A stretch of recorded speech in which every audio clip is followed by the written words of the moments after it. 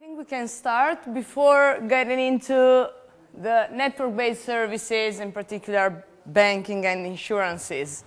Does any of you know about the group work? Has any of you thought about any topic for group works? Michela told me something. Any other ideas? Just checking. Okay, so we're not in a hurry, just to know if you had some hints on what you would like to investigate. Right. Okay, well, we can discuss it later on. Let's say that maybe right after the midterm break, we can have a small talk about how the groups are formed and what kind of topic you would like to investigate and how we can organize the presentation and so on. Okay? So today we start analyzing specific sectors, and our starting point is the network-based services. Okay? I will focus mostly on banking, although we'll see also something about insurances, and then next week we'll talk about mobile communication services. The reason why I'm not really getting into insurances is because we will have an external seminar about that, about innovation in a very big insurance company, which is AXA, the French group. And I mean, the person who's coming to speak will give you more details on how innovation is actually brought about in such a big group. Okay? What are the characteristics of network-based services? You remember the taxonomy, you remember that we talked a lot about how network-based companies can leverage upon existing assets. We were distinguishing between different kinds of network-based services. So we have production-intensive, very scale-intensive, and network services. Okay, so these are actually activities that usually need a very large scale. So the size of the companies that you find very often in this sector is very large. Okay, very often because we also see some smaller operators getting into especially the banking sector, but the majority of bigger companies need actually a very big infrastructure also in terms of installed base of customers and in terms of facilities. Okay? So the idea is that we have to think about very large firms. Now, given that the size of the firm is very large, and given that the processes by which services are provided within these specific companies are extremely complex, what you observe very often is a division of labor. Okay?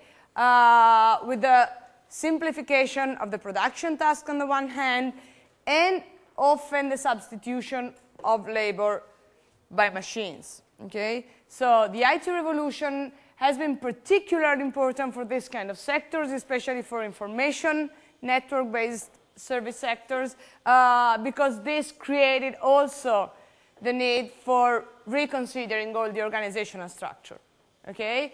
This is not to say that, of course, all the labor force has been substituted by machines, but is to say that in some cases what we observe is in these sectors companies that rely almost exclusively upon virtual networks. Okay? So you have some operators there, you have some labor force, but you can also observe companies that are virtual in a way. And this is very peculiar of this kind of sectors.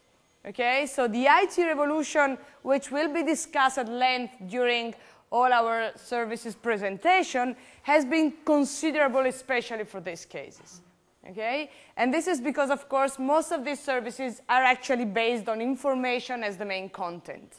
Okay, and if you think about the ICT revolution, information is what it's all about. So the idea is that whenever you have an information-intensive service or production activity, that's where IT actually impacts most. Together with this, so together with the division of labor and together with the substitution, at least to a certain degree, between labor and machines, what we've had over time in these services is a certain degree of standardization of the output. Okay? Sometimes, especially for bigger customers, different type of companies, think of banks, think of insurance companies, tend to adapt the specific services to the user needs. But overall, the adoption of IT in these particular sectors allowed companies to leverage upon the scale of the production and distribution by providing standardized service outputs. Okay? So at the very, very basic level, a company can enter the sector with low competencies in terms of service customization, just providing a very standard and basic services. Of course, we have to distinguish between network that are based upon information and network that are physical. So if we think of a transport company or of a retailer, or if we think of a bank or insurance companies, of course we can spot very many differences. Okay? And the IT revolution impacted both group of companies, but of course it was especially important for the information content provider. Okay? Remember that information is the crucial content both for banks and for insurance company and for mobile communication operators as well. Much less for transport companies that still need a very big physical network, and for retailers. Okay? So, first group, network services that are dependent, heavily dependent on ICT network. Okay? These are basically banking, insurance, and telecommunication services. Now, with telecom services, we mean lots of different things, so take it as a very broad and general statement. Okay? What are the characteristics of these services? Well, they've been extremely affected by the overall development of ICTs. The ICT allowed these companies to improve the way in which the services were delivered, to improve in the complexity of service delivery, but also in the quality of service offered to specific consumers. Okay? So on the one hand, remember this because it's important also in terms of the pricing structure. On the one hand, the ICT has allowed the simplification of procedures, okay, so that you get lots of standardized services.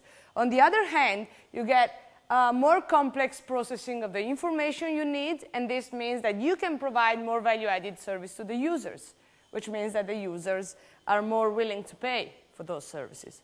Okay, so very basic services provided at relatively low prices, but you can also provide very sophisticated services at very high prices. Okay, and there are users who are willing to pay for that. This means that customization goes hand in hand with setting the standards. And if you remember when we discussed about a different type of innovation that we can have in services according to the characteristic approach that was put forward by Galush and Weinstein, standardization was a typical formalization innovation. Okay? And standardization means that you try to get the services as tangible as possible. Okay? In a way, you cannot really store the services, but at least you can store the procedures, the business models through which you can then deliver the services. Okay? And one thing that we will notice in these sectors, in particular in banking and insurances, is that over time, the number of patents has increased. Now, I don't know if you know that, of course, banks and insurance companies can patent some innovations. So you do observe actually patenting in these sectors.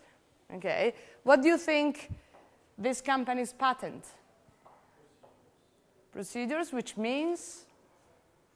Way of doing things. Way of?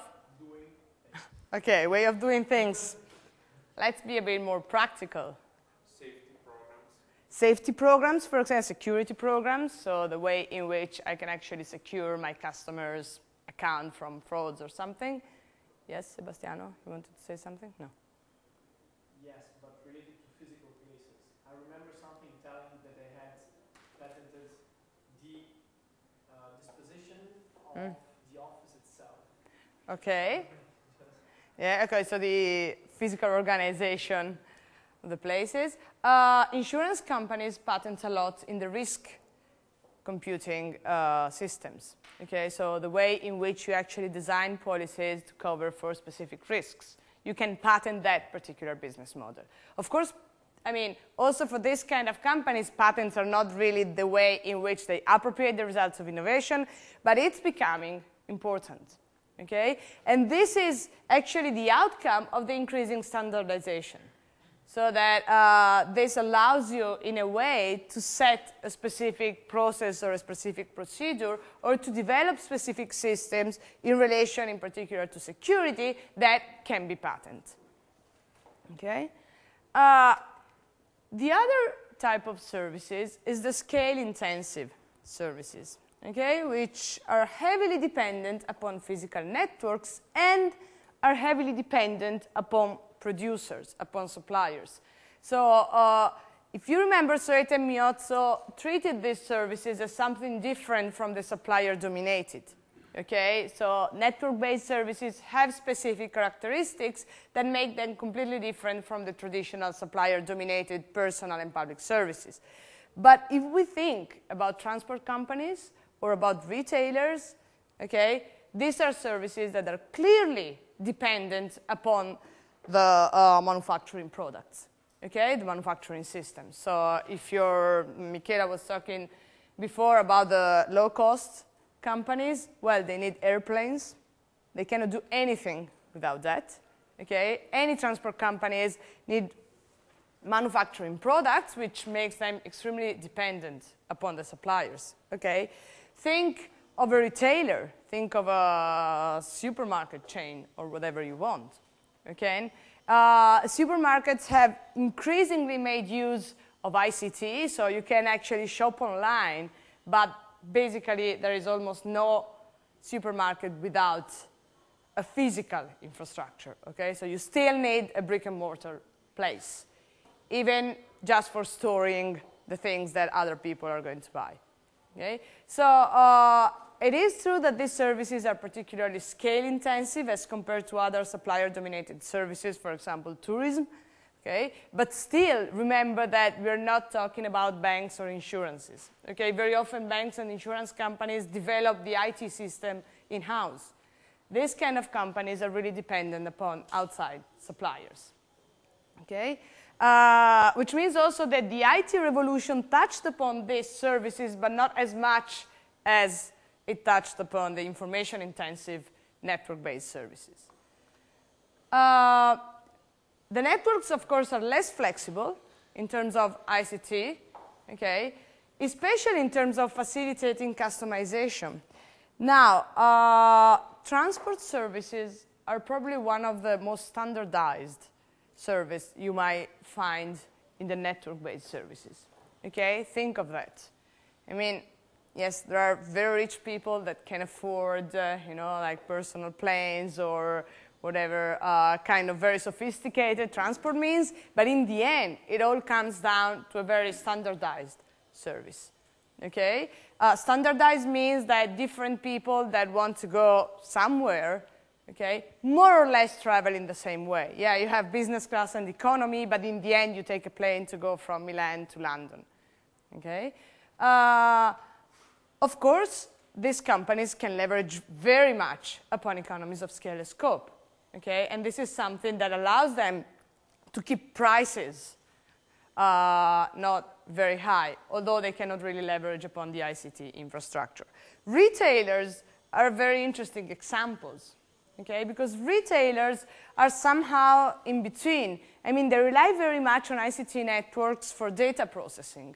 So all the loyalty card system in supermarkets is very much dependent upon ICT, okay? And the content is the information about consumers. So the idea is that I can set different prices according to the shopping habits of different people.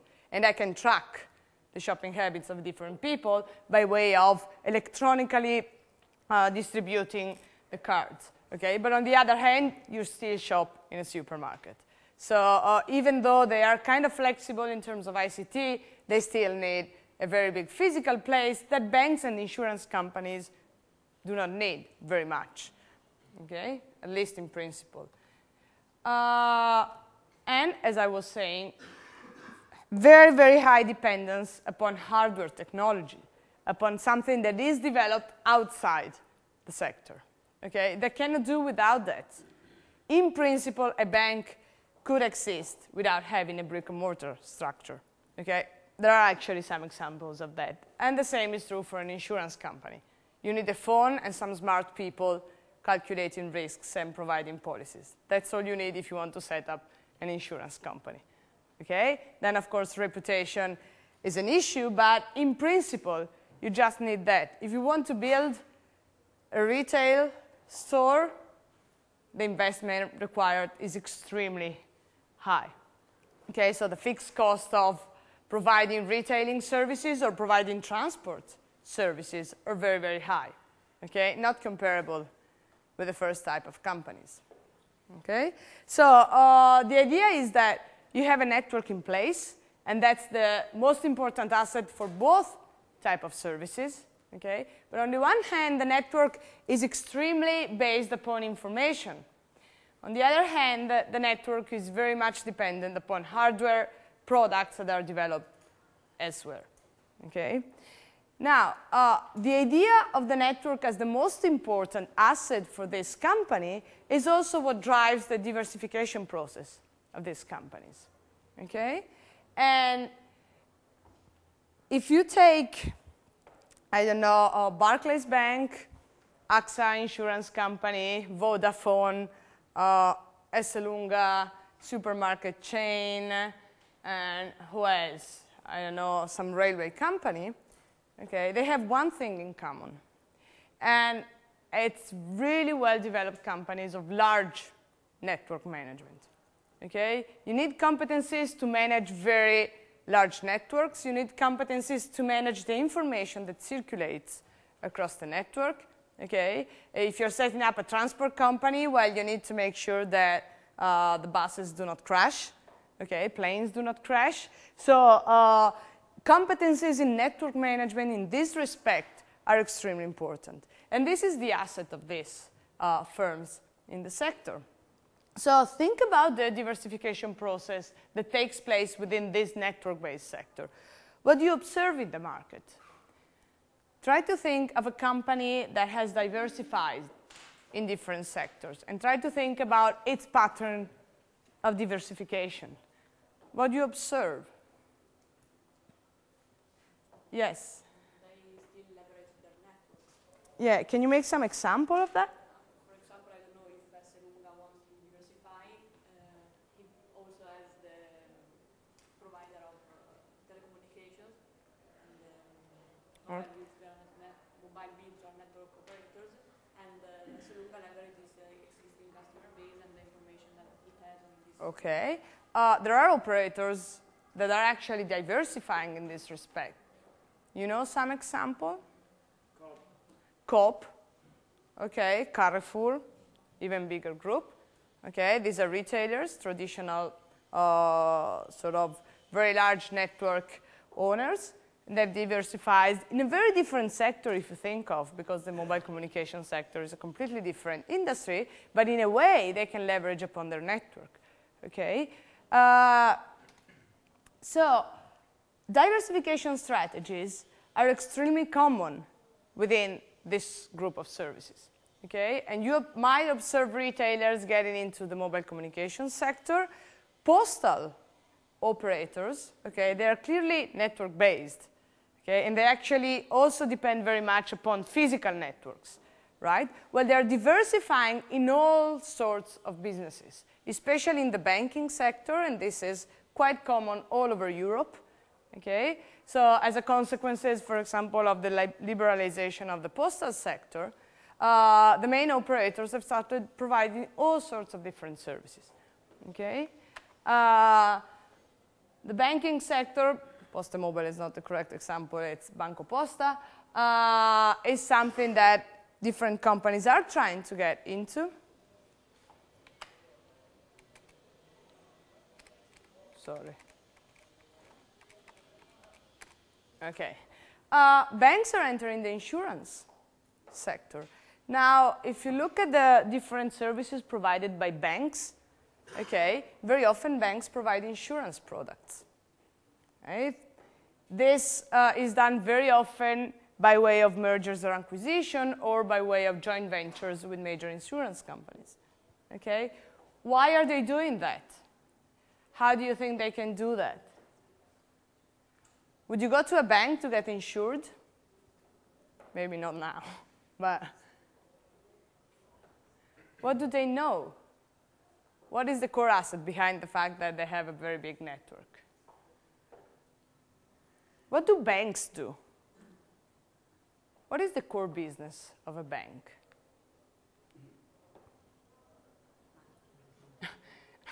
Money, making money, sell money. In a way, they also assess risk of being able to. And in a way, I mean, they do all these sort of things. Okay, they provide credits as well, and in a way, they should be able to assess the risk. Not always, but at least in principle. Okay.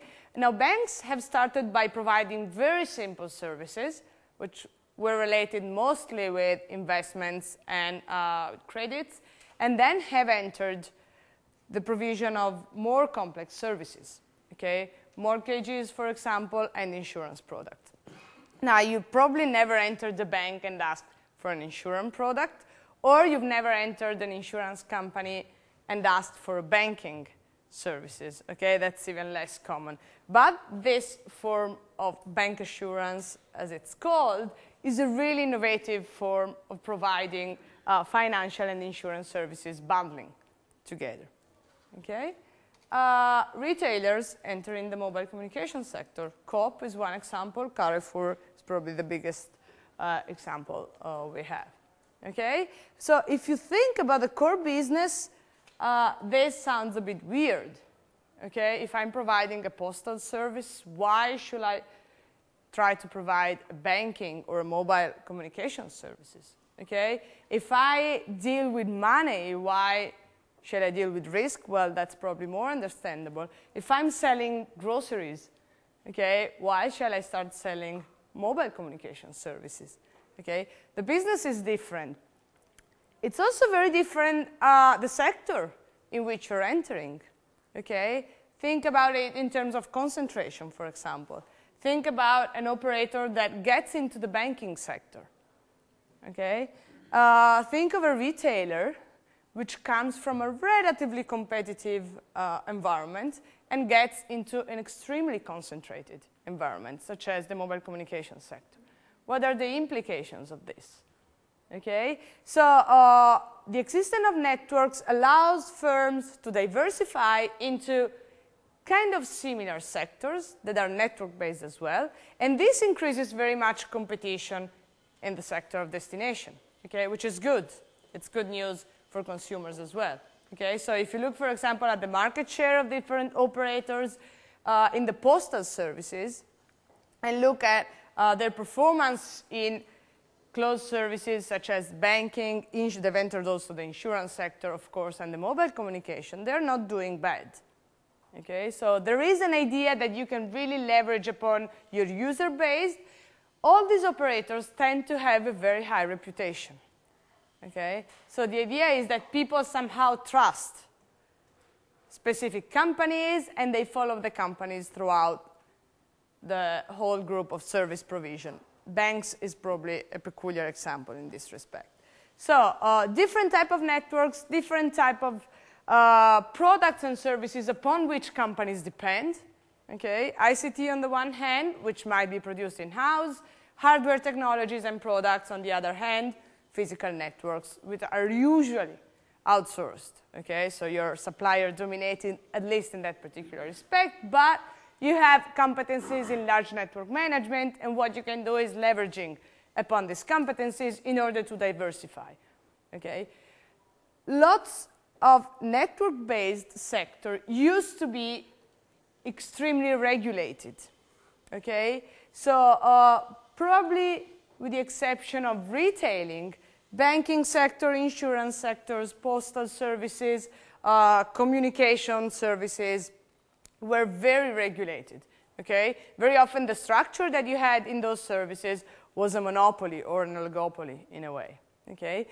Diversification strategies started when all the services were deregulated, Okay, so when competition started increasing in the market, this is common to all these kind of sectors.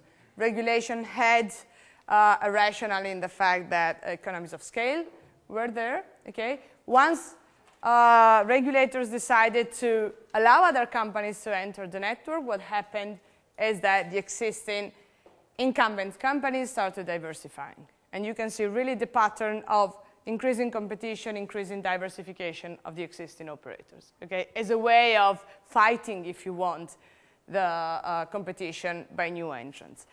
The second big driver of diversification was the ICT revolution, okay? Think of the postal services. We will not go into detail in the postal service analysis, but think about an operator that is providing a postal service. Okay, what are the typical characteristics of a postal service? This is something that you use all the time. Okay, now what makes the postal service really peculiar? It's about delivering letters and whatever else. Okay, so it's about delivering, right? Now there are two things that make this service particularly interesting in relation to the network they have and in relation to the change that affected the evolution of the sector.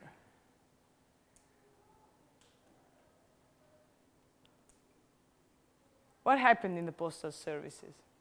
You never think of that, but that's very big. Collapsed. Okay. The streaming knowledge, the direction, how to say, all the structure that was able to make a letter go from one point to the other. Yeah. So the trimming system. Yeah. All the organization probably was not sustained and could not.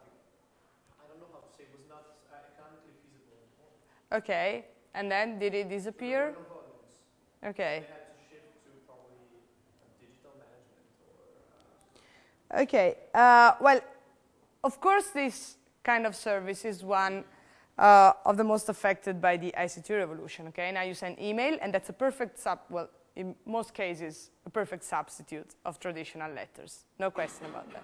But there is a but, which is it's true that all the organization has become not very sustainable from an economic point of view, but postal operators still have the obligation, okay, of delivering a letter wherever, at least in the national territory, okay? So the interesting thing about postal operators management is that it is true that you would need the restructuring of the network because now, of course, products have becoming more and more electronic, so you wouldn't need, in principle, to have all the network of branches, of physical branches.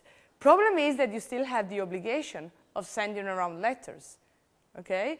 And this is very important constraint for these operators. Otherwise, probably the business would not be sustainable, okay? So on the one hand, you have your core business that has become really non-profitable.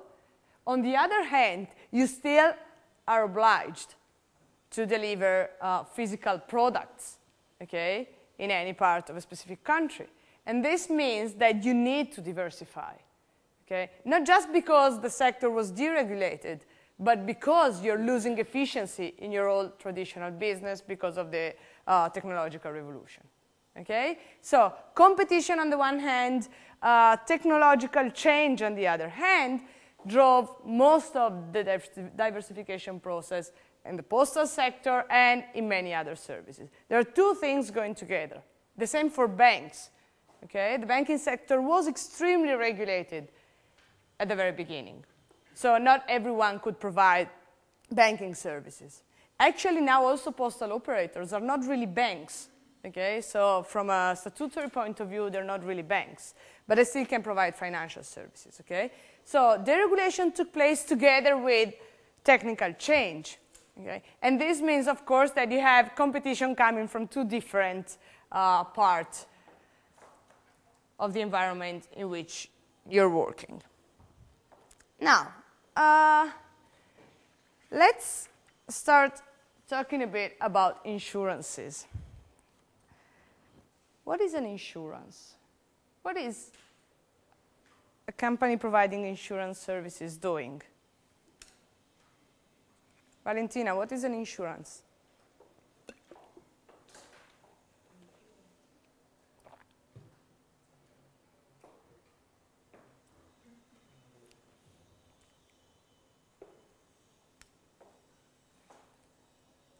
No idea.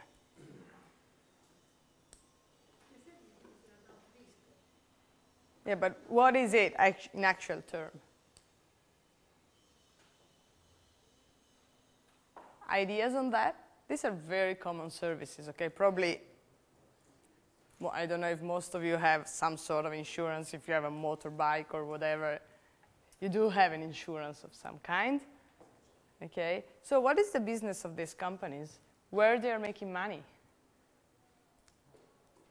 What is the profit? Yes? They make money because you don't get hurt. Correct. So in a way, they transfer the risk. Okay? Their business is fair, I guess, probably. Yeah. This is a good way of saying insurance companies' business. What? They sell 1 minus probability that you get hurt. Yeah, they make you pay, let's say, for some future expectations that you might get hurt, while, I mean, the probability is usually not as high, okay?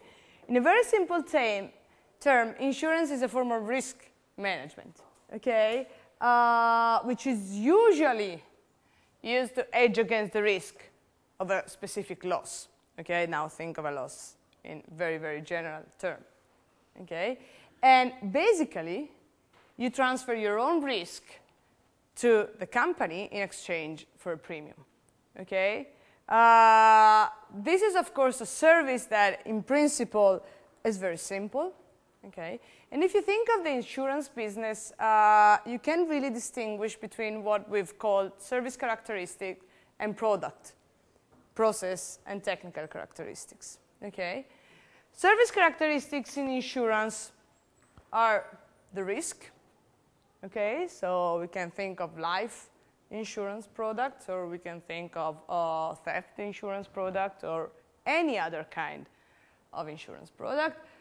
The type of coverage, the duration, of course, and the premium, okay? So all the contractual features that you usually find in a policy are actually service characteristics in the Galusian-Weinstein type of approach. Technical characteristics, well, of course, they're heavily based upon the ICT, okay? So you need to process data. You need lots of risk analysis.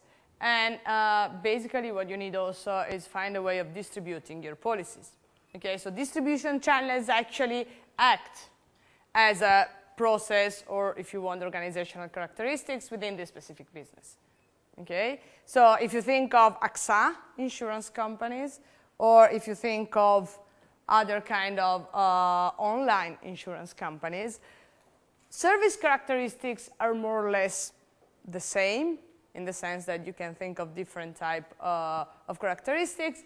The way in which companies distribute their products is very different, okay? And it's different because they leverage upon very different networks. So traditional insurance companies have a very large network of branches in place, okay? More innovative insurance companies basically rely upon the internet, okay? Of course, they have some spare offices here and there, but distribution channels are mostly online, okay? So think of an insurance as a way of transferring the risk between one person and the company, or one person and another entity in general. Different service characteristics, different technical characteristics. The way in which we've analyzed innovation in services, if applied to insurances, means that any change in this type of characteristics can be perceived as an innovation, okay? As much as any change in the process characteristics or technical characteristics might be seen as in innovation, for example, in the distribution of different services. Okay? How can we innovate in insurance companies? So, what do insurance companies do when they provide innovation? What do you think are the most important innovations in insurances that have occurred over the past 15 years, let's say? Maybe the direct segment. That which means? That you can have an insurance by calling a call center or directly online. Okay, so there has been an increase in the change in distribution channels, not only online but also using other ICT products such as the telephone. That was impossible to do up to 10 years ago, even less. That has to do with the technical characteristics. What else? Yes? For service characteristic, maybe the hedging against new kind of risks. Such as?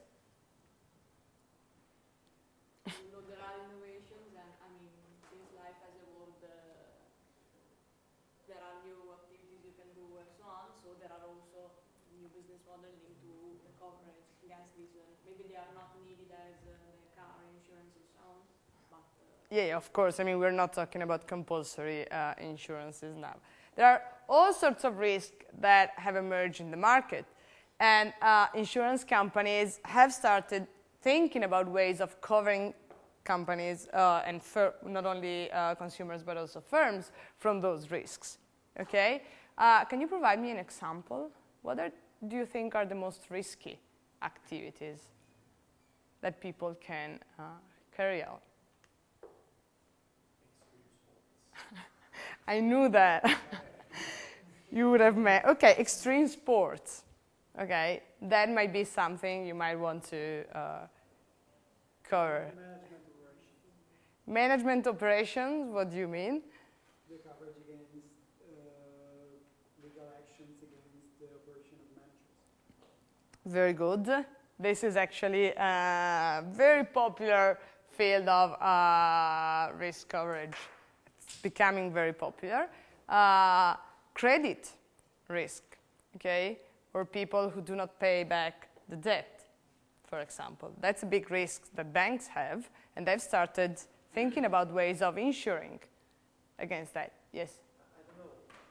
Is it possible, and it's perhaps something very stupid, that in the history of insurance, there was a transaction first from a business-to-business perspective to an individual perspective? So I'm talking about perhaps the last 100 years.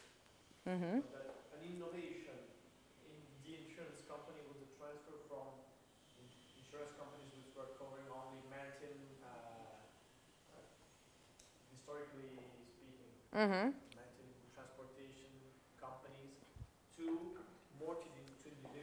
Well, for example, life insurances have grown very much over the past, not 10, but 40 years. Okay, and life insurance products are the typical products that are consumers to business type of activity. Okay, so it is very difficult that a company subscribes a policy for life insurance. Okay, people have started to get insured about all sorts of different things, including, for example, the debt coverage, because of course, as much as a bank can do that, you can do it as well.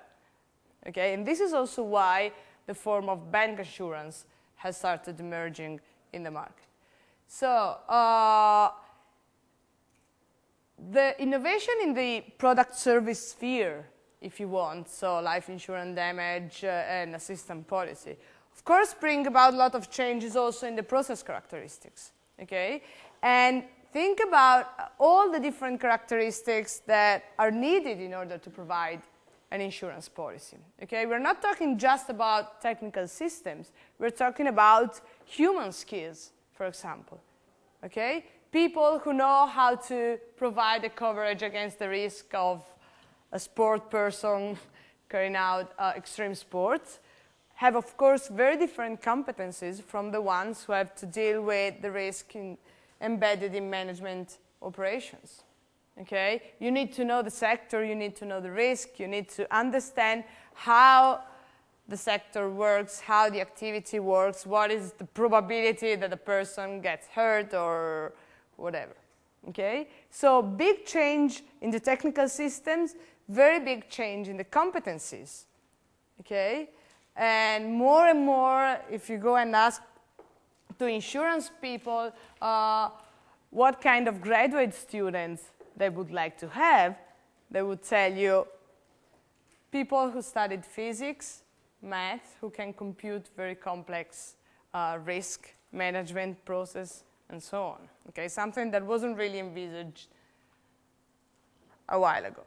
Now, product service innovation means providing new services, new concepts, new policies, making available competencies to manage clients' problems, okay, under different conditions. This is one of the most common forms of insurance policies, okay? So basically the creditor, so-called creditor protection policies that covers for the risk of debt insolvency, okay? More and more, of course, as the consumer credit has become available. Policies covering for environmental risks. This is something that companies weren't thinking very much about 30 or 40 years ago, okay? Architectural innovation, okay? Bundling of existing service characteristics. So you can put together all sorts of different products. If you go to an insurance company and ask for a specific insurance, they are quite likely to provide you with a packet of different kind of services, okay? Guarantees, option, premiums, whatever else, okay? One example of this is the so-called unit and index-linked policies. So these are basically life products, okay, that combine different sort of financial instruments, okay? So the product itself is a life insurance policy, but the way in which the company covers against the risks is based very much on financial services. And this is why, again, the insurance business and the banking business have started getting together, okay? Other kind of policies, just to go on and making examples, the modification of existing products and services, okay? Insurance companies can themselves transfer the risk to other kind of entities, okay? For example, there are the so-called catastrophe bonds, okay, that transfer the risk basically to financial institutions or to banks or to people, okay, in the case of a specific event. And then you have all sorts of organizational innovation that can be seen as a form of process innovation, bank assurance policies, improvement in the customer relationship management, and so on and so forth.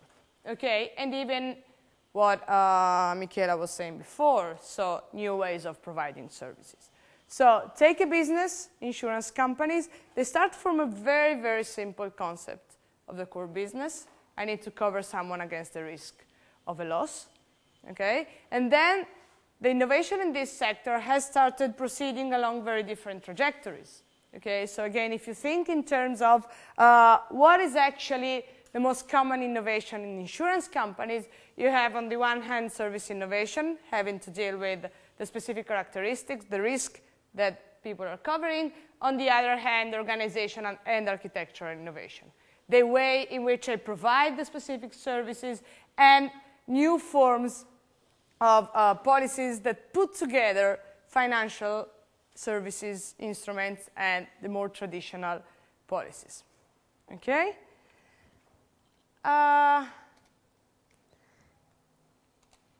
Now, firms can actually apply now for patents, okay, that are related to inventions that have to do with insurance. This is a very controversial issue, okay? Insurance companies weren't allowed to patent anything up until 30 years ago. And then companies started applying for patents mostly in the business models, okay? Or in the risk management processes that lead to computing specific premiums or specific type of policies. If you look at the majority of countries, patents can really only cover the technical aspects, if you want, of a new insurance invention. So more if the process organizational innovation part of the story than the service part of the story, okay? However, in the US, where things tend to be always kind of different and quite competitive in a way, there have been recent court decisions that have stimulated more inventors to apply for applications related to the business methods for calculating premiums, underwritings, and so on, okay? Yes, even software, although, of course, when you look at patents related to insurance, you do not consider all the software patents, okay? So the idea is that there is a specific class, I'll show you in a while, that is related to insurance products. So the way in which you calculate premiums, of course, is an algorithm, is software in a way, but it's related to insurance companies. So these are all the patents that are published in this class 705. This is a very interesting group of patents. This is the class that refers to the business methods, very generally speaking, okay? Data processing, financial business practice management, or cost price determination. So subclass 4 is what actually refers mostly to insurance, okay? And as you can see, well, these are data at the beginning of 2007. There has been quite a number of patents published and of patent applications, okay? It's also very interesting to see the rate between applications and actual publishing of a patent, okay? So it is not a very big phenomenon, but it's there. And it's also changing, in a way, the way in which insurance companies are protecting their own innovation. Because if you remember when we discussed about the network-based services, both in information networks and in physical networks, we were saying that patents are not really a means of appropriability of innovation. That's related more to the specialized supplier, okay, to the knowledge-intensive business services. Companies have started patenting. And this is true for insurance, and it is true also for banks. Okay, so even banks have started patenting a lot different kind of business models, and have started finding new ways of appropriating the results of their innovation, if you want. Okay? And let's talk a bit about the innovation in the banking services. Now here, you have to think back to Barra's reverse cycle, because that was precisely related to the banking business, to the vanguard services in general, but what he had in mind was the banking business. And for that particular service, the reverse cycle is perfectly fit.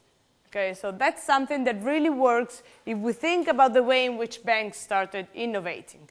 Okay? Huge technological opportunity, which was the IT revolution. This is something that really hit the banking sector much more than any other sector. Okay? And this is because the information technology is perfect to handle very large numbers of financial data, financial transaction, and so on and so forth. Okay? So banks were really the ideal locus of the IT revolution. It's basically started there. Okay? We're talking about the sectors who adopt the IT, of course. Banks have started to develop the information management systems in-house.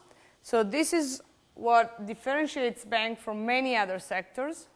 Okay? So very often the information systems are actually within the bank. And this is a nice quotation that says that information about money is becoming almost as important as money itself. So when I asked you what is the core business of banks, everyone more or less was saying money, selling money, collecting money, and so on. Actually, it's also very much about information. Okay, so what most banks do is information processing, data processing, in order, of course, to make money, but that's what everyone more or less is doing. But the technological opportunity was there, together with a really growing demand for new services, okay, and in particular, growing use of retail banking. So if you look back at the beginning of the 70s, retail banking was not one of the most used service, okay? Even the banking business, like Sebastiano was saying about the insurance business, was very much a business-to-business type of activity, okay? Together with the technological opportunity, the growing use of retail banking and the growing demand for more and more specialized financial services helped banks to exploit new ways of making profits, okay? Where is the growing demand coming from? Deregulation, first of all. Second, liberalization of trade. Now, we never really think very much about this because we have in mind retail banks, okay? But of course, this event opened up all new sort of business opportunities to banks that can now basically trade at the international level, and they can carry out financial operation overseas as well, okay? So yes, growing demand, but still driven somehow by deregulation on the one hand and liberalization of trade on the other hand, okay? And industrial restructuring was due to the entry of many, many small companies that started providing financial services at the local level with larger banks going overseas. So these were the two coexisting trends, okay? And of course, with the opening up of the global market, okay, banks have started getting into new markets. Now, the problem for banks is that the type of activity that they perform is, in a way, needs close contacts with customers, okay? And is very much based upon trust, is very much based upon reputation. So even for this kind of services that allegedly could be delivered online, okay, if you look at the statistics, 70%, even more, of the market share of banks rely on the traditional type of activity, okay?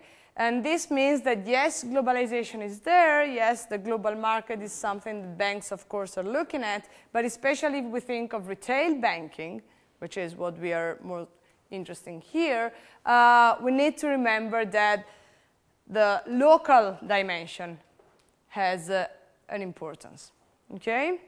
And so the banks need to somehow be in close contact with customers. Now, as I was saying, the banking sector is really the perfect representation of the reverse product life cycle, okay? It is a very, very high information intensive sector, okay? Which means that there is a very high interactivity between users and producer in the production and delivery of different services, okay? So, on the one hand, information intensity means that the IT is important to increase the efficiency in the back office, okay? On the other hand, it means that the front office part of the interaction of the service provision becomes extremely relevant in the context of the IT revolution, okay? And not only this, but because of the interactivity, this is a sector whereby users ask for services that are new, okay? So users ask for an increasing number of services that were not usually provided by banks, okay? And if you look at the statistics for the bank assurance type of activity, what you see is that it's not very much insurance companies that are benefiting from that, but it's more banks. So it's much more likely that a person gets into a bank branch and asks for an insurance policy than that a person gets into an insurance policy company and asks for a financial service. Okay? So the trust, if you want, is more on the banking side. So ICT brings about changes in the technical characteristics and in the process characteristics, but on the other hand, the interactivity with the end users allows for the development of innovation that are related to service characteristics. Okay? Mortgages, insurance products, even the trading activities, if you want, like online trading, is an example of innovation at the service level. Okay? Everything else is technical characteristic and process characteristic. And you start from here and arrive here. So the reverse product cycle really means that you need to innovate in the technical characteristics before even thinking of providing new services. Okay? And again, if you think about the traditional way in which companies deliver innovation, this is actually quite different. The growing role for ICT in banks means that banks went from an operational, if you want, paradigm to a market-oriented paradigm. Let's go back for a second to the taxonomy of technological trajectory of Soet and Miozzo. Okay? Their idea was that network-based services were leveraging very much on the process innovation type of activity. They have very large scale. Okay? Innovating in the network means that you can deliver the products or the services more efficiently. Okay? It is not very much about developing new products and new services, because that's something that is more common in personal services, for example, or in public services. Okay? Here, what you need is a cost efficiency activity which calls for process innovation. Okay? For innovation in the technical characteristics. What we see in banks is actually a shift from this type of trajectory. After all, Soet and Miozzo wrote in 1990. Okay? So we'll have to sort of date back different approaches to a market-oriented paradigm, by which now, once you've developed an efficient network, okay, the way in which you can make profit is actually by developing new services, not by making the network more and more efficient. Okay? The internet banking served to that purpose already. So now banks have an efficient network in place. Competition is all about delivering new services. Okay? Trying to get customers satisfied in a way and try to meet new customers' needs, also in terms of new products that are coming about. Okay? I'll skip this because we've talked about that during Barras. Now, more information available. Okay, this is what the ICT revolution brought about. Information that is good for users because they can compare different banking services. Okay, how many of you have changed the bank? Okay, 2. You, Stefan, as well. Okay. So yes, users compare banking services. Users have more information. We all know probably that some online banks are cheaper in a way than traditional banks, but in the end, the percentage of people that are changing is not very high. Okay, so in principle, you have more information. In principle, you can compare and try to understand who offers you the better conditions. Okay, what happens in reality is that the churn rate is very low. Okay, so that users do not move very much across different types of banks. Okay, why do you think is so? Why users do not move across banks? Because the products are very similar and the difference in price is very low. Okay, so you think that there is a price issue. So yes, I can compare price. It takes time, and in the end, if I gain on something, I lose on something else, and I might as well stay with my own provider. Other ideas? Yeah. I mean, I think the average person doesn't know enough to compare the different offerings of two different banks. Okay, so yes, information is there, but what kind of information and to whom is available is an issue. Okay, so people do not really know actually very much, even in the information overload environment. Yes? There are exit costs from the fact of changing and opening up new bank accounts, really money, but also trust relations. Okay. Always try to build a relationship with their customers. So it's like, I'm not going anymore to the same employee I always went and always gave good advices. I have to find a new one to build again a good relation. So that's probably an exit barrier which has to be considered. Okay, Eduardo, why you changed? I changed it for the condition of my account. Okay, so for a price issue, let's say, and you didn't care very much about trust or about... No, not really. Okay. Information available means that users can exploit it, but also banks can exploit the information. And banks themselves can compare their offerings across competitors. This is very important because often you hear people saying that, yes, now that everything is comparable, I can choose the best service that suits my needs. Yes, that's probably true, although I agree that information is not always there and it's at least difficult to find. But this means that everyone has information, and banks themselves. Okay? So there is a convergence in the offering of different banks in the end. Okay? So you can have banks that are entering the sector in a very predatory way, if you want, but if you look at the offering after 1 year, they're really aligned with the more traditional competitors. Yes? Can we say that banks differentiate as telecommunication companies do? They rate the customers, and then if the customer wants to exit, they compare against the rate, and then, of course, if it's a gold customer, give advice not to change. Do banks do that? They do that. They definitely do that. Probably not with small customers in a way, okay? But surely, I mean, if a person has invested lots of money in a bank, well, you know that they tend to retain the customers by offering better conditions, okay?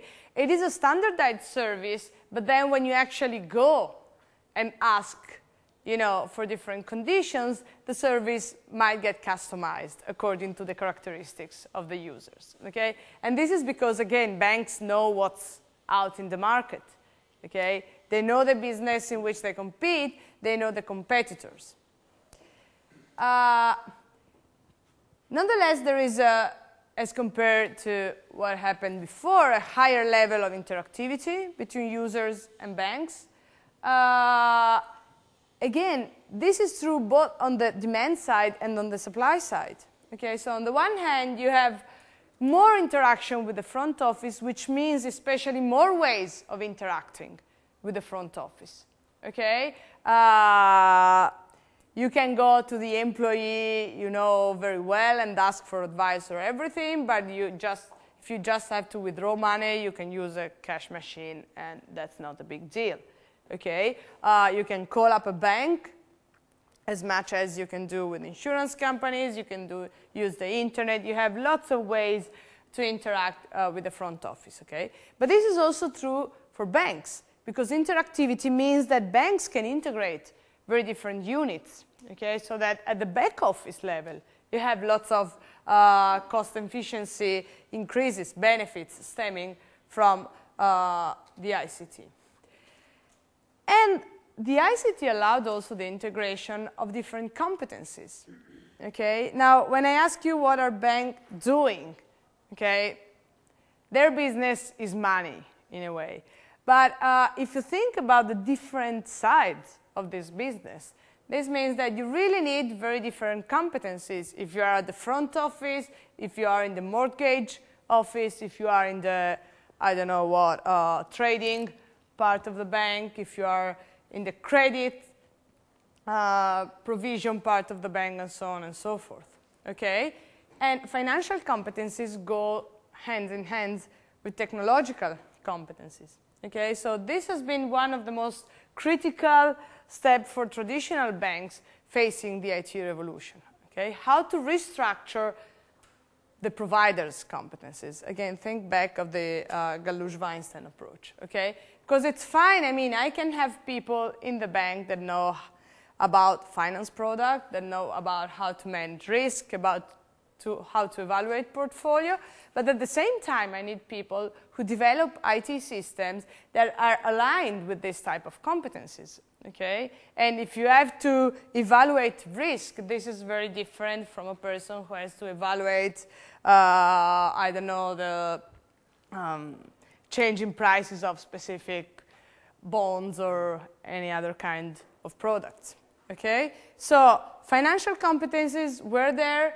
Technological competencies were not something that banks were very much into, okay? So this is something that they really needed to develop over time. Do banks patent? Yes. So these are data of 2005. Approximately 530 financial service-related patents were issued in 2005. Up from an average of 342 for the previous 3 years. Okay? Well, not surprisingly, these are absolute numbers now. 75% come from the US, 10% from Europe, 7% Asia, Japan, and then the others. This is just to say that there is actually a tendency also for the banking sector to use patents as a way of protecting innovation. Okay? Just to give you some numbers, over time, these are US banks' patents. Okay? Most of these are taken in the class we've seen before, so 705, which is the business model financial processing class. But banks are also patenting in more technological classes as well. There has been an increase, well, an estimated decrease, but this is, of course, also due to the business crisis that hit particularly the banks. Okay? Now, surely the biggest innovation that we may think of in the last decades in the banking sector has to do with internet banking. Okay? Why is internet banking so disruptive? What do you think makes the internet banking revolution very different from, for example, the emergence of ATM machine, of cash machine, which was a revolution in itself? Yes? Maybe because it changes the way of interaction between the provider of service and the customer itself, meaning that both the back office and the front office are affected by this, while ATM facilitates you as well, but you still have to go to the bank, and it's not so radical. Okay, so there is more interactivity between customers and banks, in a way. Other ideas? Why was that so massive, so disruptive? It was disruptive also from an economic perspective. Yes? Try. Give much more data about you to the bank. The bank knows way better than the customer. Okay, banks know more, or at least they can more easily, let's say, recover information about the customers. It's always about what you tell the bank, okay? And this is true also, of course, in traditional business, but there is more information going on both sides, so more interactivity. What else? Well, Yeah. you have eliminated physical entry barrier, the fact that you need the office to the bank. Okay, so you've eliminated physical entry barriers. Okay, we're talking about network-based services. This was the big entry barrier. Okay, you had to build a physical network of branches. Michela. I was just saying. Okay. Stefano, yeah. That, of course, the service changed, but in the end it remained the same. But while online banking, I think basically this revolution was joined by the fact that the user can now do online trading by himself. Okay. So there is this new possibility that before wasn't. So this is interesting. It's an interesting perspective. So you say more or less the services remain the same. I have some doubts, but okay, the core financial services remain the same. Rita was speaking about more interactivity. What you are saying is, well, actually, interactivity is there, but the way in which I interact with the bank is completely different, because now I can perform my online trading activities without the need of the employee that buys and sells products for me. So actually the users become even more central, at least in some part, of course, of the business. And this is something that shifts, if you want, the core activity from the banks to the final users. Okay? Globalization, I mean, the internet is global. The banking activity used to be, for most operators, very localized. Okay? Yes, there was the regulation. Yes, there was liberalization of trade. But still, if you look at European banks in particular, in Germany, in France, in Italy, okay, 60% of the banks are extremely localized. They have 5 or 6 branches in a specific region or in a specific area. Okay? With internet banking, in principle, you can reach any customer, maybe not abroad, but reach any customer in the country. Okay? Which makes it possible to have very big changes in the industrial composition. Okay? You eliminate barriers to entry. Okay? We have banks that do not rely at all about physical networks. So, speed of change related to technological and customer service innovation.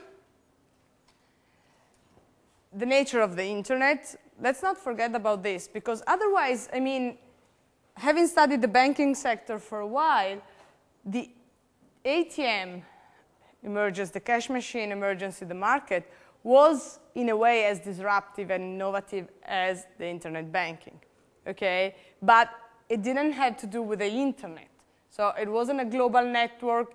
It wasn't at all, or at least not to this extent, an interactive network. Okay, it was an extreme change at the level of back office operation and at the level of the ways in which banks interacted with customers. But what makes the internet banking really disruptive is that you have the internet, you eliminate barriers to entry, you have, in principle, the possibility of reaching out different customers in the same country at least, or in the same big area, okay? And users become more and more important in the development of innovation, okay? Also with internet banking, what you observe is that banks start interacting very much with technology providers, okay? So they develop the system in-house, but of course, as we were saying before, not having technological competencies means that you have to rely on someone else's competencies, okay? And of course, the internet as it is allows banks to exploit economies of scale and scope. Now, whenever you have a disruptive change in the market in these kind of sectors, okay, what do traditional operators do? They try to leverage upon the network, because this is something that they have and that new operators do not have, okay? So the internet has allowed companies to get into the market without a network of branches, yes, correct, okay? But the branches are useful, and if you look at the statistics, the number of branches, physical branches, is increasing all over Europe, in all countries, okay? With the number of banks decreasing, because you have lots of mergers and acquisition, and you do not have that much entry anymore in the sector. So it means that somehow we still need the physical infrastructure, okay, in order to provide financial services. Probably not to do trading, because you can easily do trading online, and that's the service that has diffused more quickly in the market, okay? But in order to provide insurance policies, in order to provide mortgages, for example, in order to provide credit to people, you still need a face-to-face contact, okay? The market is global, but in the end, the activity of 80% of European banks at least, and the US is even worse in this respect, is local, okay? So again, if you look at the evolution in the number of physical branches within a sector that in principle wouldn't need physical branches, well, you see that that's increased. And that's a very interesting pattern. Okay? That's something that is not happening elsewhere. If you look at the postal service, for example, the number of branches is decreasing. Okay? Because, of course, you have substitution. With banks, what you observe is that in presence of internet banking, the number of physical branches is increasing despite the fact that the actual number of banks is decreasing over time. Compared to ATM or even PC banking, probably you don't remember very much the PC banking. Some banks, before the actual internet banking, used to give out a software to customers in order to implement some forms of internet banking. Okay? But compared to this form, internet banking uses a browser. Okay?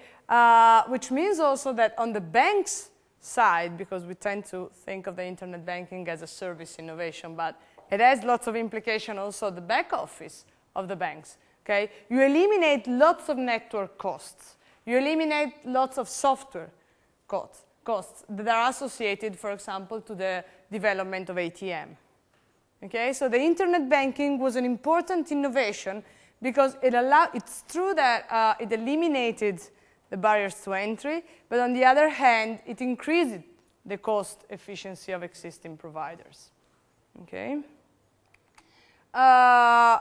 It is an innovation, surely in the distribution, but also in the production. And I'm coming back to what Stefano was saying about, well, more or less the product and services are the same. Yes, but with the internet, it's more easy to develop, for example, architectural innovation, to bundle together different products. Okay? So that whenever a person gets into a virtual bank, it's easier for him or her to bundle together products. Okay? Banks have more possibilities of collecting information and data about users and developing new services as well. Okay? They somehow increase the customization because of the internet banking. Then I agree that most of the activity has remained the same, but has just been transferred by way of an innovation in the distribution part of the network. It allows customers to interact with the front office of the bank, and it allows banks to centralize back office operation. Okay? This means that over time, and now to you, this is probably not a surprise, but we've seen the emergence of very different organizational forms of banks. Okay? So let's go back to the approach that we've investigated by talking about the characteristics of a service. Okay? The internet banking embeds all different sorts of innovation. You have process innovation, radical innovation if you want. You have innovation in the formalization sense. You can provide standard systems for interacting. You have innovation in the organizational part. Okay? Can you make me 3 examples of different organizational forms of a bank? Or can you name 3 banks that have different organizational forms? Mediolanum, what is it? It's more based on the business to business, and there is less like service customer attention to the customer like in the normal banks and so on. You go less to the physical. Okay, do they have physical branches? They have physical branches. They do have physical branches. Okay. But You exploit more the online service. Fineco, what is it? It's a completely online bank, no physical branches. Okay, well, of course, they exploit other banks' branches, but it is a completely virtual bank. And then? And then Intesa Sanpaolo, and then Barclays Bank, and then other sorts of banks, traditional banks that have simply diversified in the distribution part of their activity by providing customers the possibility of going online to interact with the bank. Okay? 3 very different forms of bank: a virtual bank, a traditional bank that has going online, and a bank that was born as an online bank but slowly got into the more traditional business of having branches and so on and so forth. I just want to show you something before stopping. These are the results, to give you some empirical evidence, of a big survey that took place in 2007, okay, in the financial service sector. And I asked how important have innovation been to meeting revenue targets over the past 2 or 3 years for my company and for my competitors. Okay? So if you look at the bars of extremely important and very important for my companies and for my competitors, what you see is actually somehow an acknowledgement that innovation are a relevant issue in this sector. This is more interesting. Okay? So to date, how has your company distributed its activity and investments among these categories of innovation? Product, process, distribution, business models. Of course, they do not use Galois-Weinstein approach, but I mean, we can recognize some of the important parts of this. Okay? 34 product, process, 24 distribution, business models. Okay? This is in the future. So what do you think will be the evolution in the importance of different categories of innovation over time? And what you see is that product innovations becomes more and more important as compared to process or distribution innovation and business models as well. Okay? Now, business models are the ones that are affected mostly by patents. Product innovation is what you would expect thinking back of the reverse product cycle. Okay, so you start with innovations in the process distribution area of the service, and then you move more and more towards product innovation. And lastly, sources of new ideas, as they put it. Okay, employees, analysis of competitive and market dynamic, data about consumers, insights. And then you have external sources, analysis of technical trend, research, customer requests, and so on. Okay? This is the banking sector, is one of the most, if you want, technology-intensive sectors. Still, the role of soft sources, okay, is extremely important. So personal skills, which is a very interesting perspective in a way. Identification of market strengths. Remember differences between service and manufacturing. And consumers' insights are the most important sources for developing innovations. Of course, well, research and development, but even research in its pure sense is something which is not very important. Okay? And these are all the sorts of analysis that banks use in order to develop innovation. Okay? Now, this is something that results much more in product innovation as compared to process or distribution innovation. Okay? So going back to, again, Stefano's comments about, yes, the core business more or less remains the same, but in the end, if you look at the market dynamics, data coming from customers, the behavior of your users, okay? You ask your employees, then this is done in order to develop new product and new service, much more than to develop new ways of distributing products and services, okay? So indeed, banks seem to follow a reverse, if you want, product cycle, okay? We stop here, and next time we're moving from banks and insurance to the telecom services.